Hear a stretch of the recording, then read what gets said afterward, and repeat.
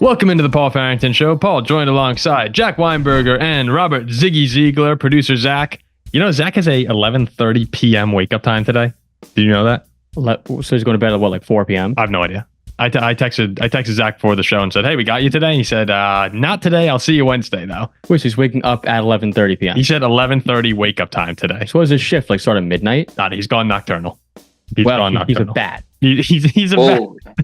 If folks feel the plight of producer Zach and want to help us get him off of that 11:30 p.m. shift, you can become a member. We're getting so close to 50 members. You've got, what, 46 or 47 now? At 50, we'll have the big merch giveaway. Paul will humiliate himself for you. It's going to be a good time. Yeah, we're right there. Three members away. So if you feel so inclined, you can become a member. We'll also be having fun contests for members during the 2024 NFL season. And yes, it would help producer Zach's 11:30 p.m. wake up time. Look, that's the job. That's the job. Like he's a bat. He's a bat. He's a bat. I got a gift for you too, Paul. Do you actually? Yeah. Before we start talking about football, I want to take up my Arizona State Sun Devils hat on today for all those ASU fans out there on the West Coast. Arizona's West Coast, by the way. Yeah, there you go. Jack, do you know what a coast is? I want to let people know that. Sorry, it's west. It's west. I want to let people know that Arizona. I know that Arizona's out west. But when I think of Arizona State, I think of like the Sun Devils. You know, the Sun Devils. That is Arizona State. And I think hot, right? And fire. That leads you to me. So this might be the longest string of true things Jack has ever said on this show. Right. So I think of hot. I think of fire. I haven't gone one episode in a while without a drink in my hand. Oh. So you know what this led me to? Arizona State. Sobriety? No, absolutely not. Arizona State, sun, hot, fire. Let me just pull it out of my pocket. I have no idea. And give my host fireball shoot. Oh, God. Don't worry. I got one for me, too. They were 90 cents at the liquor store. So here my ASU attire for all the Sun Devil fans out there.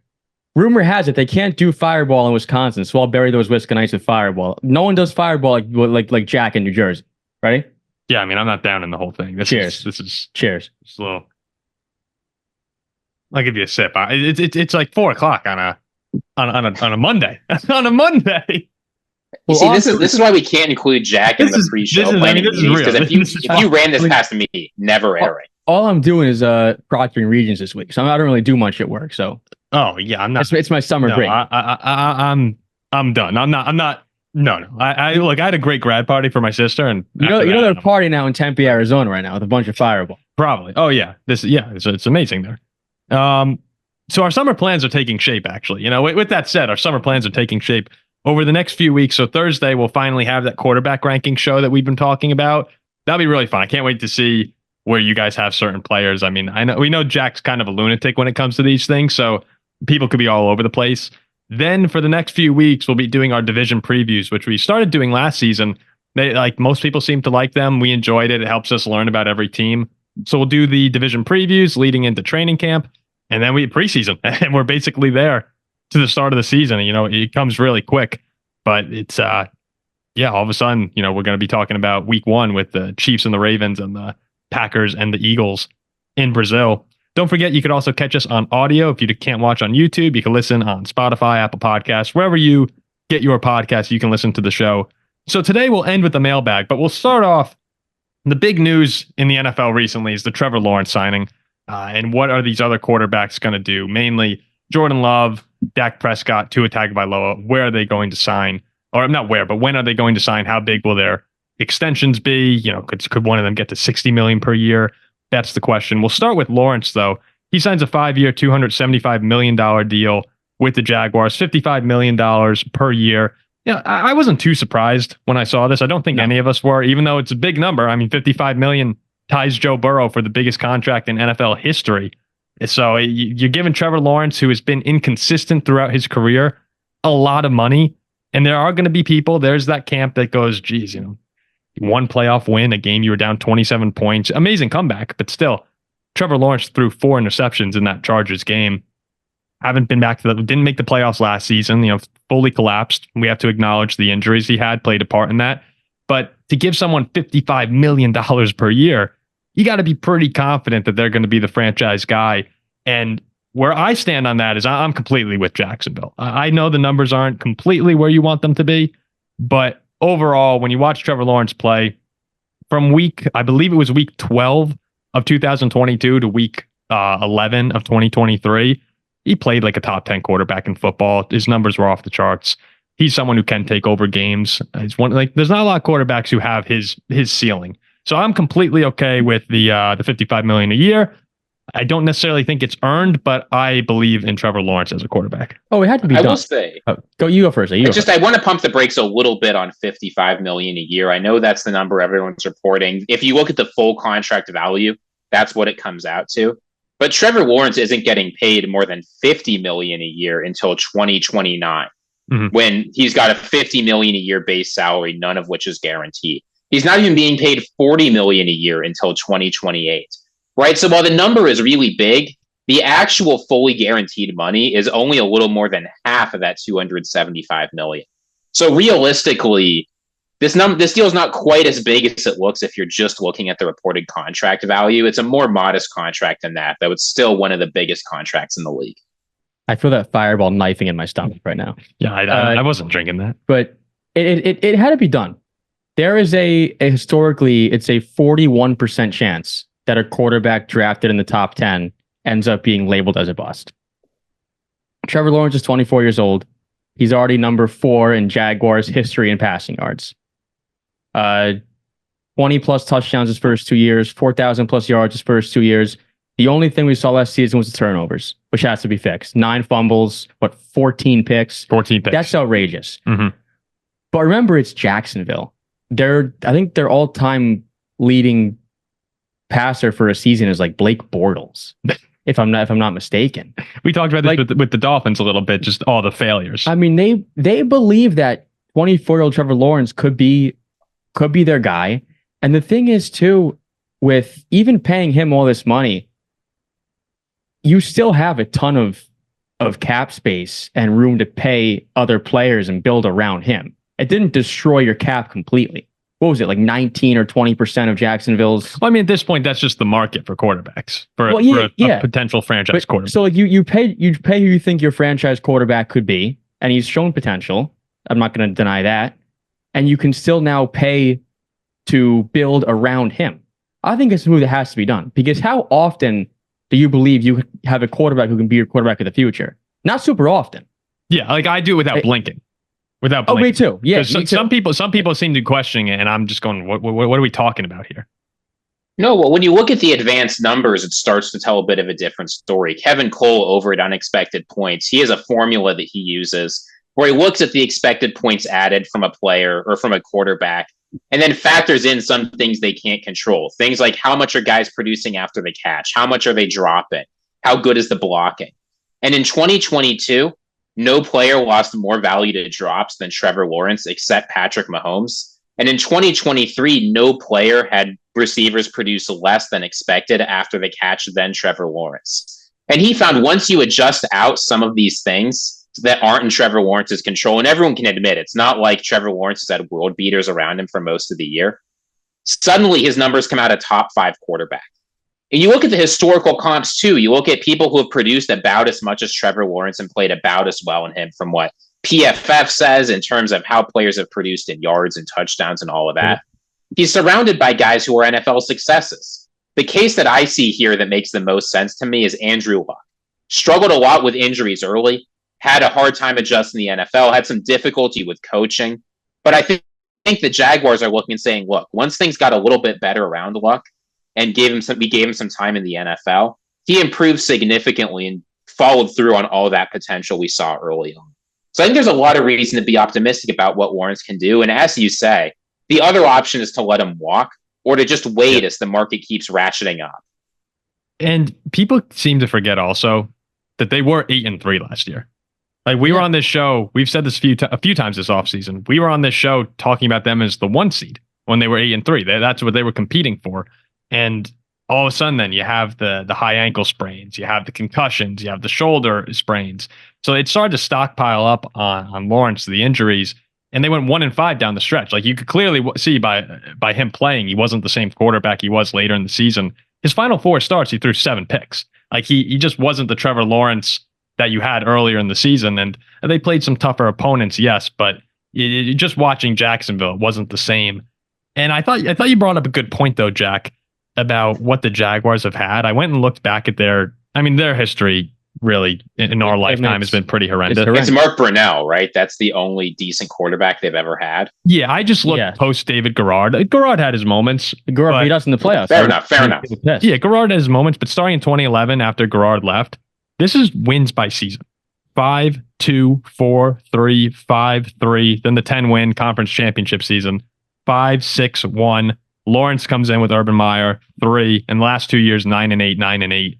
But 1 division title. And they actually came close to beating Kansas City in the playoffs to go to the conference championship game as well. Yeah, on the road. So when you have that sort of, all of a sudden there is stability at the position when there hasn't been for over a decade, and you've been a laughingstock of the league for, that entire 2010s. Yeah, give the guy the market value. And in a few years, we were just talking about when Stroud and Richardson and those guys come up for deals. Who knows what quarterbacks are going to be making in 3 years? I mean, we could sit back here and say last year Lawrence had a bad season, definitely an underwhelming season, especially how he started out. Mm-hmm. But when you look at it, when you throw for over 4,000 yards, when you have your team at 8-3, when you have your team playing meaningful football the entire year for a second year in a row, and you win with over 20 touchdowns, I'd sign up for that being a bad year. Like one would imagine, one could at least hope that the turnovers are limited. And that's really all he has to worry about. I think they're underrated compared going into this season. Like everyone's talking about CJ Stroud and the Texans, but the Jaguars should be able to compete for the AFC South. Yeah, and being Jacksonville, being able to compete and being a team going in every year with aspirations to go to the playoffs and a good quarterback is more than Jacksonville could ask for. Because this has been a pathetic franchise. Looked like you had something to say, Ziggy. I was going to say, yeah, I mean, we're talking a lot about that being Lawrence's bad season, but as you said earlier, Paul, there was the ankle sprain, there was the concussion, there was the knee bruise. He had a shoulder sprain, right, in that game against the Buccaneers. Like, every time, if that is your injured season, as Jack said, if your bad season is 9-8, you started out hot, you were in the division run until the very end. Like, that is a lot of NFL teams would be happy with that season, or at least it'd be better than what they had. And you have to see some potential if they can just get decent coaching and decent players around it. Yeah, I saw there were only the concern though is the turnovers is bringing those down. I saw there's been 11 quarterbacks in the history of football who have debuted over their first 3 seasons with more turnovers than Lawrence. He has 60 in his first 3 years, but 3 of those were Warren Moon, Peyton Manning, and who was the other one? It was John Elway. So you had 3 Hall of Famers there. Like, guys turn the ball over. I can't remember who said it on ESPN, maybe, a year ago talking about Josh Allen. He was like, good quarterbacks throw the ball a lot. They're pushing the ball downfield. It happens, or especially earlier in your career. But with the turnovers, you also get, listen to this company here. He's one of 3 quarterbacks, I believe, in the NFL over the past, over the past 2 seasons to throw for 8,000 or more passing yards, 55 or more passing and rushing touchdowns combined over the past 2 years. Can you guys guess the other 3? 2 you should get. One of them I was surprised. Within his first 2 years. Oh, no, over the last 2 seasons, to throw for over 8,000 passing yards and combined for 55 or more rushing and passing touchdowns.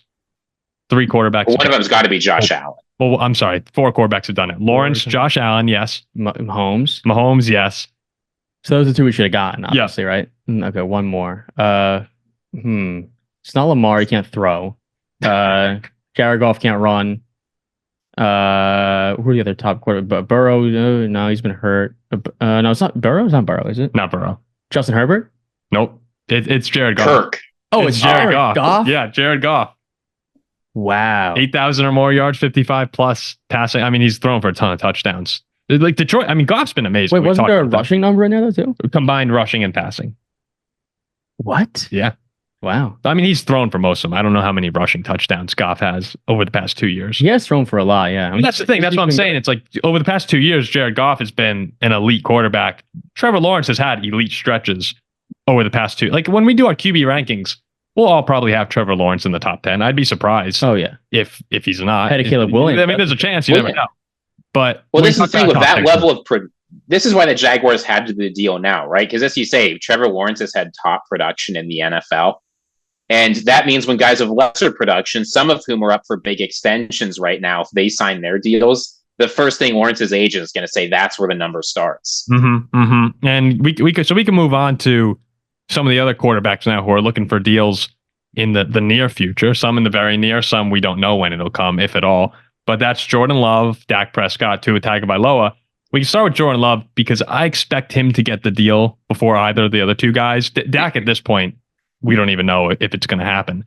But I'm actually seeing a lot of people come out now. They're like, all right, so Lawrence just signed, Goff signed earlier. Like the price tag keeps going up and up and up. We got let's get this done. I would say to all Packers fans, any of them who are panicking, like just relax a little bit, have some patience here. From now until training camp is when it seems that Gutekunst and Love want to get this deal done. And there's no indication to believe that there's anything other than a great relationship going on right now. I don't see Tua getting $55 million. I just don't. Maybe the Dolphins wind up giving him everything, but I don't see Tua resetting the market. So if that deal does come, I don't think it's going to impact the Love number as much as people may think. And then Dak, it's not going to it doesn't appear that it'll happen before training camp. So I think you have this nice month window here. Get the deal done. It's going to happen. We all said, $55 million was our guess a couple months ago for Love. I think that's right on still with Lawrence and Burrow at that number. Could he get 60? I mean, there's a chance, but I think 55 still. If you were going to beat anyone, you wanted to beat Goff because he was the one who really pushed it to over 53 million.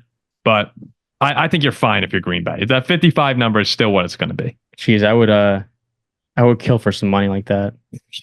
Isn't that crazy? I mean, I'm making like $23 an hour. And we're talking about these guys who are about to make 50 something million. 55 million, yeah. What would you do with $55 million? Could you even imagine? Probably start a charity. I'd first go on a little vacation and then I'd have to do something though. Yeah, sure. That's what makes these NFL quarterbacks so impressive. They get $55 million and then they say, all right, back to work and can somehow play through. The fact that more guys don't immediately fall off a cliff once they get that $100 million signing bonus is unreal. I know. That's what Dak, Dak came out saying, I don't care about the money. Never care. Obviously, you care about the money to some degree, but he's saying they love playing football. I feel like if I was paid $50 million in anything, I would just, I'd not when you dedicate your life to it. Like I'd make my money, then I'd be like, I'd show up and half-ass it. Nah, not when you dedicate your life to something. Getting there's a certain level. These guys are built different. There's pride in everyone. They are. Yeah, so that's why NFL play. But it's the Jordan Love deal is interesting because with Trevor Lawrence, you've got a couple seasons now where he's looked pretty good. And maybe the highs weren't quite as high as Jordan Love's highs in the second half of last season. That might be true. But when you've got that much track record of good performance, it's unlikely it's an aberration. As you said, you can put together a good full season of consecutive solid Trevor Lawrence games. Jordan Love, it's more difficult. And what the Packers, I think, are probably telling him right now is, look, we're not happy fully guaranteeing $145, $150 million to somebody who's only played 10 really good games. But on the other hand, if you keep waiting and Jordan Love puts together another excellent season next year, suddenly it's going to be $60 million a year, maybe even more than $60 million a year. Probably more. And there's a huge cost of waiting. And we've seen teams in the past be able to offload some of those big quarterback contracts if you structure it right. I think of the Eagles with Carson Wentz in particular. They were able to offload that contract, get some draft capital, and stick the Colts with the problem. So I think my guess is the APY, the average per year, is going to come in at 55 or maybe slightly below like some of these big deals. But I think the guarantees will be much closer to the about 110 million Jared Goff got, maybe even less. I think the Packers are only going to fully guarantee 2 seasons here. It really is hard to give any reason on why Jordan Love isn't going to be a great quarterback. Like why he doesn't deserve. Because it was only 8 games. When you look at the evidence size, it's not as big as you want to see. Yes, no, I agree. Which is why I agree. What what you're saying is legitimate. But the other world is him being, also 24 years old, 25 years old. Yeah, 25. And a part of me thinks that 10 games in a row like that means it's not really a fluke because 10 games is a decent amount. You don't normally see someone play that well and then regret. And then just tank. It'll be horrible. Well, you see it all the time. Not that good. You regularly see guys be top 5 producing quarterbacks in the NFL for half a season and then go back to sucking. Well, I mean, now, Jordan Love is a little bit different because we haven't seen that, but guys like Ryan Tannehill, it happens. No, stop it. Tannehill didn't. Never in Ryan Tannehill's career did he have a stretch of 10 games Jordan Love. Like Love. Yeah, no.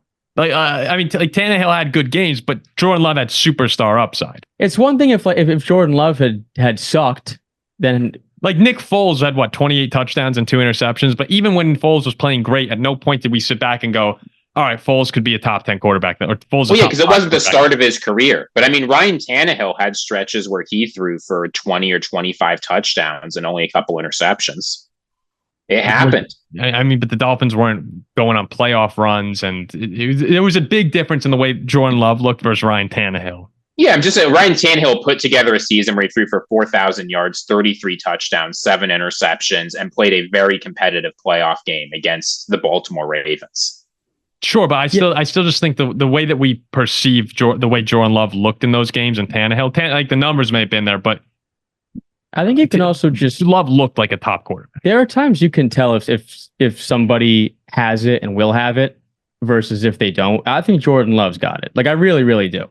So I think it'd be worth every penny they give him. Do you guys think there's a chance that Dak could get $60 million?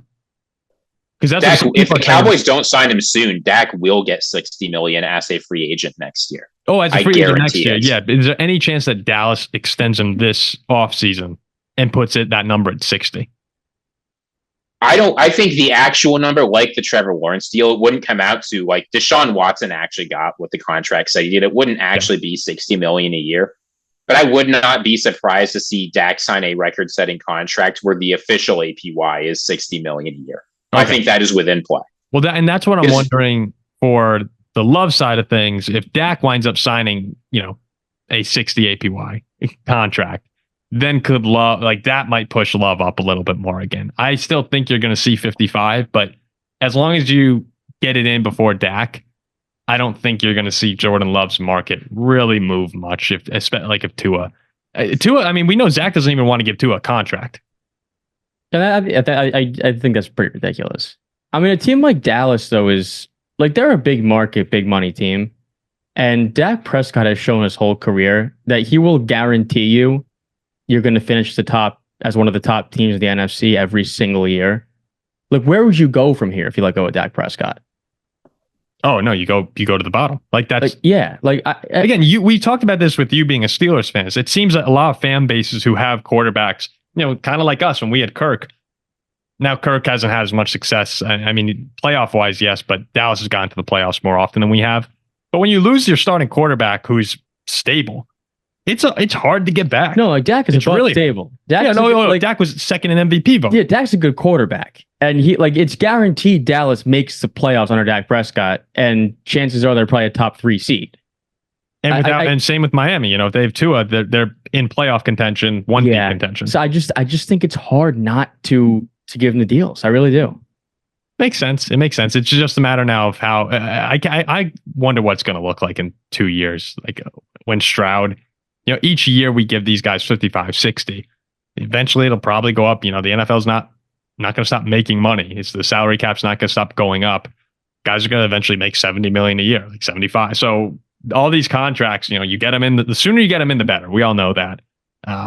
In terms of how much I would worry, Packers fans, I think, have no reason to worry at all. Cowboys fans, right now, I think you're starting to wonder, like, all right, what's going on here? And the Dolphins, I do think Tua will get the deal. It's just a matter of they'll probably be upset at how much he gets. That's where I think it comes down to. Yeah. You cannot predict Jerry Jones. You can't. No, you have no idea. Like, would it surprise me at all if they let Dak go? Honestly, it would not. It wouldn't. Even though they would be kind of crazy to let someone who 12 wins in a row 2 years. Ziggy, would you rather sit down for lunch with Jerry Jones or Bill Belichick? I don't want to be near Jerry Jones. Yeah, Belichick is the answer. Why would you? I would rather Belichick just yell at me the whole lunch than be near Jerry Jones. I think Belichick I'd would go be a Belichick, delightful lunch. My dad had coffee with Belichick every morning. Yeah, he liked him, right? For years. He did like him, yeah. I'd probably go Belichick too. I'm not sure how many coaches. I think Belichick's a funny dude. Like, which coach would you prefer to have lunch with the most? Maybe like, who's a young, good looking, like. Why is good Mike looking? McDaniel? Does good looking matter to you? A little bit. A young, good looking coach? He's a good. If you made Sean McVay. Yeah, I was gonna say Like, McVay is the guy that everyone talks Well, about. Sean McVay would never have lunch with me. He's probably not with me. You and Sean McVay? Are you kidding? Ziggy? You and Sean McVay would have a fantastic. You'd have a great lunch. time with Sean McVay at lunch. You guys would just be talking. Oh my gosh! Can you imagine the football conversation that would be going on? You would love picking his mind, and he'd probably love picking your. Like you guys would wind up talking philosophy. Sean McVay would not enjoy picking my brain. I'll tell you that. Philosophy, I bet. I wouldn't mind Mike Tomlin either. I think that'd be fun. I'm still going back to the why good looking. I don't. The young, good looking coach is really funny. Well, I think just meant like, young. Mike McDaniel would be fun. Yeah, he would. Yeah, he's got jokes. Guy. Yeah, quirky guy, seems to always kind of have a lighthearted. Andrew would be fun too. It'll be fun. It'll be fun. Let's go to the mailbag. Yeah. All right, let's go to the mailbag. Oh, did you guys see, by the way, at all Brady announcing this weekend? You see, he made his quote unquote debut. I mean, he wasn't announcing. He was in the booth briefly. But I think he's actually going to be really good next year. Wait, for who? He went and broadcasted a bit during the UFL championship game. Yeah, just for a little bit. Fine. I'm excited to see him. I think it's going to be. Was he doing Browns Cowboys week 1? I believe that's it. Brady's debut. Ziggy, you got this cheeky grin on. I'm not sure where. What do you mean? You see it, right, Jack? Yeah, is there I watched Tom Brady. He was all right. What do you want from me? Is there a girl? Tom Brady for Browns Cowboys is going to be hilarious. You're just going to have Cowboys fans on Twitter complaining about him the whole time. There's going to be so much content. You realize how angry people are going to be having to listen to Tom Brady? I think the guy's getting paid a ridiculous amount. I don't think anyone's going to watch football because Tom Brady's broadcasting it, so I don't really get it. But people will be so angry. People will be so angry about Tom Brady broadcasting their team's games. You are going to get hilarious content. Brady broadcasting week 1 is going to be one of the biggest storylines of week 1 of the season. No, of course it will be. The media loves to talk about the media more than anything else. Yeah, no. But what fan actually... go in the comments. Tell me if you actually care about seeing Tom Brady. Imagine Tom Brady's broadcasting your team's game. Do you care at all? I don't. Oh, I would like Brady. I'd like to listen to Brady. I think there'll be tons, like millions of people who will be interested in Tom Brady as a broadcaster. There's millions of people interested in every NFL game. I don't think you're going to see a big delta. Tom Brady will draw in a huge I think the first time. The first few especially. The first time he calls a game, yes, then nobody will care. If you think it's only the first few, that means you're admitting it's novelty and nothing he's actually at it. Like, in a year from now, I'll be like, oh, like Brady's calling this game, let me watch it. I'm not going to care. Like if Mark Andrews finished the season, it was announcing this season week 1. I don't think anyone cares. Like I think the Brady impact will be. I think Brady has an impact, and it'll come down as the season goes along. But at the beginning of the season, that impact will be strong. I think he has a 1 week impact, and then after that, Romo was pretty big when he started. Yeah, and then eventually, as the novelty wore off, people realized, hey, this guy's not even that good. Why do I care? And now Romo's one of the most hated broadcasters in the NFL. If Romo's like calling a Chiefs game and someone else is calling the Steeler game, I'm watching the Steeler game. No. Yeah. I don't. It's not like that. I don't care. I don't Peyton care. Manning. No, I'll tune in for whatever game Greg Olson does. Greg Olson is actually good at that job. Yeah, Greg Olson is good, but he got Brady'd. I mean, is what it is. Okay, we move on to the mailbag here, and we'll start off. Apologies, we got the mailbag prompt out late, so not sure how many people. I think only 10, 11 people got questions in here, but we'll have more. The summer goes on. Again, it's a long summer of off-season content. So we're not going to have to make tough mailbag choices until the season starts. Then it's going to be tough. Yeah, so just drop your questions. Continue to drop your questions in, even if it's just in relation to this video. We'll try and get it into the next one. At James Library, who's a member. Thank you, James. He says, hey, guys, 2 questions. What do you think of the new all-white Vikings uniforms? I think they look awesome. I'm not going to lie. A little bit overrated. I mean, our group chat, a couple people were a couple... Me and Ziggy? A couple... No. Our group chat and another couple of group chats, people were chiming in, like, oh, you see these uniforms. I looked them up, and I'm like, yeah, I mean, they're neat. I don't think they're great. Like I've seen so many like all white, ice white uniforms. Yeah, but Vikings. I think they're neat. Like who's all white? You got the Bengals. Yeah, Bengals. Well, but that's the problem. The Bengals is so much better than everyone else's and always will be that there's no hope. I mean, I like the uniforms. I was talking with some people at this. The horns don't quite do it for me. I wish the horns had some color. I don't like that they're. You white want the purple horns, right? I also like. I think purple horn would be good. I like bright neon colors. Like I like those like Oregon Ducks neon yellow uniforms, like stuff like The that. Seahawks neon uniforms are sick. Yes, I like the Seahawks. Like I'm not in love with white, but I like those like flashy colors more so. You know the Miami you like Marlins. The color rush jerseys? Like I am not a huge fan of color rush jerseys. I do for some teams, others no. Mhm. Like there's no general. I'm not going to say in general whether I do or not. I think the Vikings nailed it. If you're gonna go, if you're white out, go all white, and I thought it looked good. They're the second best all white uniforms in the NFL. Sure, I could get behind See, that. I think here and there it's super neat. Have like a whiteout game and like you wear all white. Yeah. Well, that's what. Well, that's what they're for. Just one game. Oh, it's not. No, it's their whiteout game. I thought it was there like you. Yeah, no, it's for one game a year. It's the whiteout. It's Maybe like, two. Like Minnesota's got. Wait, so that's their color rush? Like essentially? Well, no, we'll have a different color. I can't remember what do we have. One Thursday night game. One game a year. It's a one game. Yeah. Yeah, it's one game a year. Jersey. Then I love it. Oh yeah, okay. Yeah. That's why. Okay, cool. We're on the same page. I thought you were wearing them like 17 games. No, it's like a December game in Minnesota. It's the whiteout. Then it's fantastic. Yeah. Okay. Yes. Okay. I mean, it is ridiculous. We have winter warrior uniforms when we play indoors. Like I would still. It's pretty like, silly. I do like a neon bright color still, but I No. The one regular game- uniforms are white with the purple pants. Actually, we're wearing it for the Bears game. I think is that right? Yeah, that'll be fun. Like that'll be awesome. If we're even close to playoff contention at that point, that would be. Well, the Bears won't be able to wear all white uniforms for their games because Caleb Williams will have some reactions when he sees the Vikings in their all white uniforms. James's second question is: if you had to guess, who do you think is most likely to be a draft bust of the 2024 rookie class? Well, I mean, we know who Jack's. You know what I'm saying? That bum Caleb Williams. I'm here my ASU hat. I don't like USC. Ziggy, who do you think is most likely to be a bust? I think we had this in a mailbag a month ago or so. Yeah, I'm pretty sure I said Chop Robinson, but I'll say That is fees. I got to go someone else because it's a new question. So I'm going to go Malik Neighbors. Dude is small. Okay. I'm not sure he's going to be able to have the speed that he like. I think his speed will carry into the NFL, but I'm not sure he's the tools to be especially productive, especially when Daniel Jones is going to be the guy throwing him the ball for the next couple years. I think he's going to put up tough numbers the first few seasons. Yeah, that's Malik Neighbors. I think his skill set is there. It's the situation, and will it be it's the situation? And you do worry he's not as big as you'd like from a guy who's going to be the obvious number one option.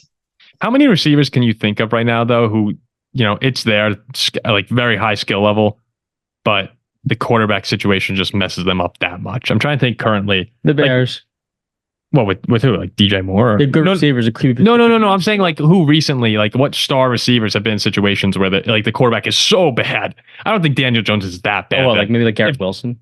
Yeah, maybe Garrett. Yeah, Garrett Wilson is a good one. Like Garrett Wilson would have huge numbers if the situation wasn't terrible with the Jets. I mean, Devontae Adams, his stats have gone great. down substantially since joining the Raiders. He's still been. He's still been great, but yeah. But like I'm saying, Garrett Wilson would. DJ Moore is a good example. Garrett Wilson's a good example. Yeah. It happens. Yeah, Daniel Jones. We're gonna have to dive into the Giants when we do our NFC East preview. I don't think Daniel Jones sucks, but again, for now the money he's getting, $40 million, I think it's okay. I mean, they compared him and Lawrence, and their starts to their careers are actually statistically pretty similar. Again, though, even the year the Giants made the playoffs, Jones wasn't that great. Other than it was fraud alert. Other than the Vikings games. All right, the Amphibinator says, "Hey guys, as always, I love the show. Was just curious which defenses you guys think are sleepers heading into the season. Anyone you think will be surprisingly disruptive?" I think that everyone knows. Like we know the Steelers, the Ravens, the Browns, the Jets, 49ers. No, their defenses are going to be good. One that I don't think a lot of people realize could have a very good season are actually the Raiders. The Raiders, after Antonio Pierce took over, were top 10 in a ton of metrics after getting scorched earlier in the year with McDaniels. And they add Christian Wilkins. I mean, Max Crosby's one of the best in the league. You're hoping that Tyree Wilson could take a step forward in year 2. That front 7 in Vegas is really good. Like, I think they were averaging over 3 sacks a game once Antonio Pierce took over.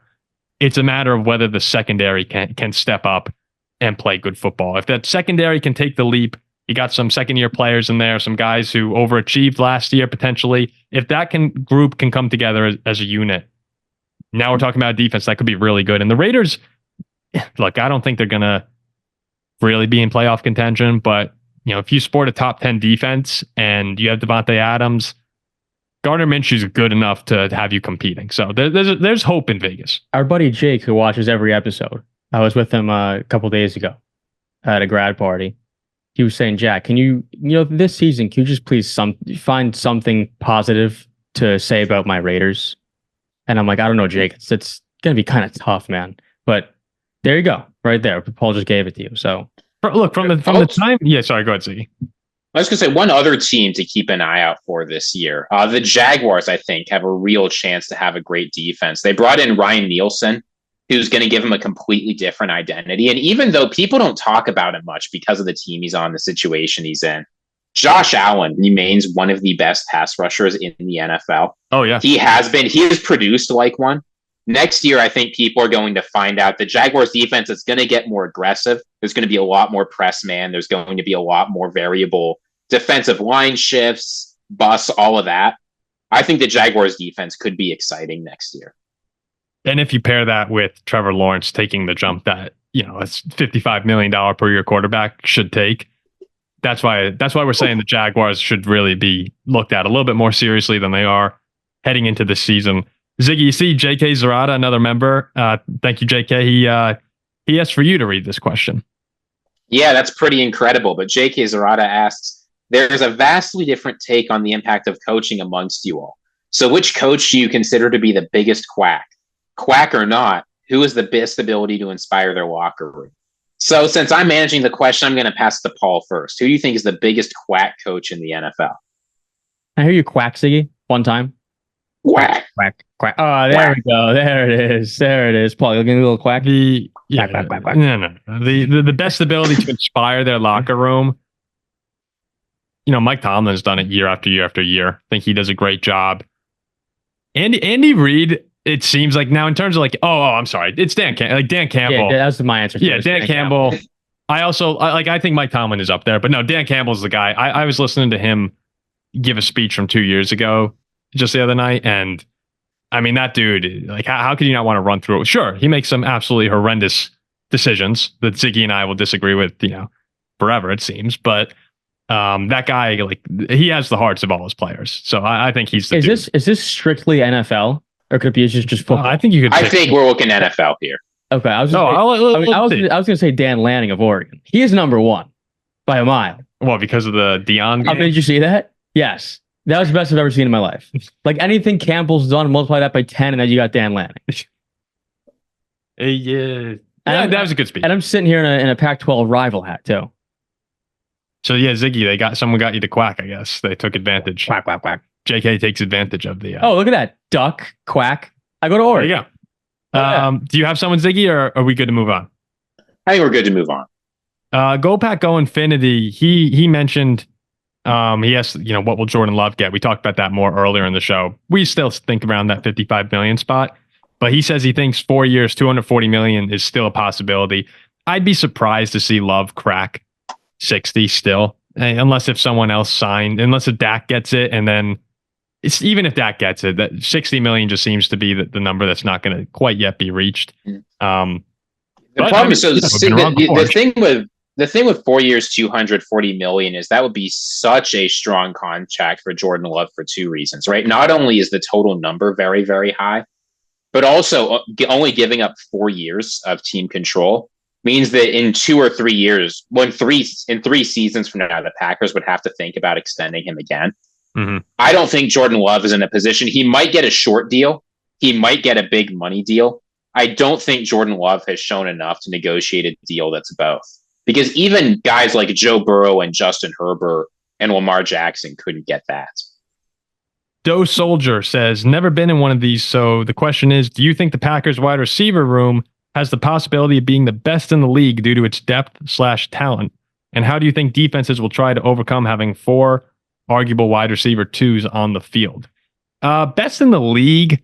I don't think so. I mean, it might be the deepest. It probably is the deepest in the league. I don't know how many teams I can think of off the top of my head with 4 quality starting wide receivers.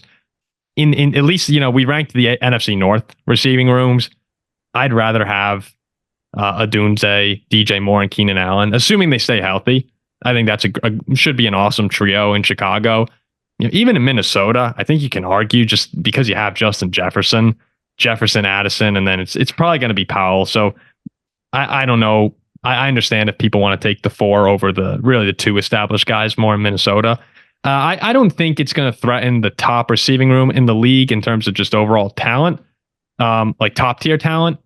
But yeah, like when at the end of the year, could the Packers receivers wind up being top 10? Probably in yards if you combine them all. I would imagine they will be. Because you could spread them out all over the place. I'd say best in the league, no, but top 8 or so finish, absolutely. Yeah, I think this is a top. Would you say this is a top 10 receiving room in football? It's got to be, right? If you have 4, I'd say top 10. Yeah. At some point, the volume outweighs individual. They got 4 number 2s. Yeah. And the thing really that you want to see, the thing that the Packers will need, though, is it's not going to be enough to have 4 guys who could go off every week. You're going to need all of them to become more consistent, right? A lot of people are talking about Bo Melton, and I understand why, right? He had a really big game against Minnesota. But otherwise, I mean, he had a couple of games last year. He put up 19 against San Francisco. He put up 44 yards against Carolina in that really close game. They're going to need all of them to become more consistent because it's not a big deal if you've got 4 guys and one of them will be a threat every week, because I don't think any of these guys are as good as someone like Justin Jefferson, Jamar Chase. So they can't have one guy dominate. No one's close. They're going to need multiple people to threaten every single week. And I think that's possible. But we haven't seen enough yet for me to feel comfortable saying they'll be the best or even close to the best next year. Top 10, I think, is a realistic goal. I think that's a realistic goal, too. And one thing, though, is as good, we all think that the 4 Packer receivers, I'm not putting Bo Melton in there yet, sorry, but the 4 Packers receivers that we're all expecting to have solid seasons, you're right, Ziggy. Like, there are weeks where some of them just disappear. And I guess that is bound to happen when you have 4 guys getting the football. But to really lock in and be the offense that Green Bay fans are hoping for, yeah, you are going to need at least a couple of them to step up and be more weekly contributors where, yeah, like you had Romeo Doubs look awesome one week and then kind of fade away. Now, maybe his impact is, I'm sure there's still an impact of it because guys are probably leaning a little closer to him after he has 150 yards in the game. But across the board, for all of Green Bay, if they're consistent, the offense is going to be close to unstoppable. So that's their struggle. Sammy says, for Paul and Ziggy, would you rather see the Vikings win the Super Bowl once in your life, but then see the Packers win 5 with Jordan Love, or never win the Super Bowl and see Detroit win 2? I mean, that's like the easiest question I think I've ever had. Super easy. Yeah. Win the Super Bowl. Yeah. Win the Super Bowl. No, so this is Packers fans might not understand, right? Because, they've won some Super Bowls in their time. Winning one Super Bowl, I would if you guarantee me the Vikings win a Super Bowl, Packers can win 10. Packers can win 20. It doesn't matter. And I'm not going to be happy about that, but we've won. Once the Vikings are out, then we become spiteful, right? Then it's wanting everyone else to suffer. But until that point, I am always picking my team to win. Yeah, like we don't like the Packers. We don't like the Bears. I hate the Saints. But number 1 on my list is Vikings winning. So, yeah, of course. And I don't care about Detroit. Like Detroit, I don't care. They said the same for you, Zach or Jack. If you had the, I can't believe I called you Zach. I don't know why that popped in my head. It rhymes. If yeah, I guess so. They said if you swapped it, Steelers win 1, Ravens win 5, or Steelers win 1 or win none, and Browns win 2. I mean, I don't really get the. I mean, the Steelers. Yeah, we want to win. We want. But I've also seen us win too. So I mean, but yeah, I'd take another one.